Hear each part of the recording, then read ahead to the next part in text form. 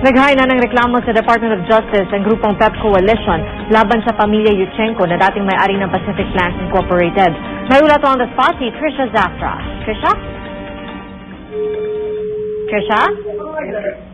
Pia, dinala na sa Department of Justice ng grupong Parents Enabling Parents of PEP Coalition ang reklamo ng grupo laban sa pamilya Yutchenko na di umano'y kinamkam ang kanilang salapi na nakalaan sana sa educational plans ng kanilang mga anak sa Pacific.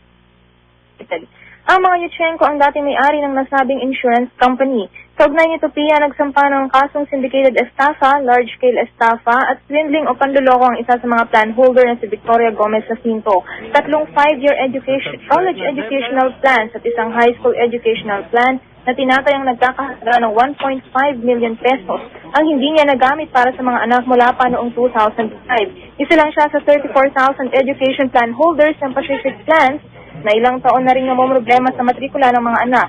Ayon sa grupo, simula pa lang ito na sunod-sunod na pagsasampa nila ng kaso laban sa mga Yutchenko. Kasalukuyan naman daw silang nakikipagdialogo sa bagong may-ari ng Pacific Plans at may nakatakda silang pulong sa susunod na linggo. Umaasa ang grupo na matupad ang bagong pamunuan ang mga obligasyong iniwan ng dating may-ari. Samantala, Pia, kasalukuyan nating walang pa ng panig ang dating may-ari ng Pacific Plants na pamilya Yutchenko. At yan ang pinakasariwang balita mula dito sa lungsod ng Maynila. Balik sa iyo, Pia. Maraming salamat, Trisha Zafra.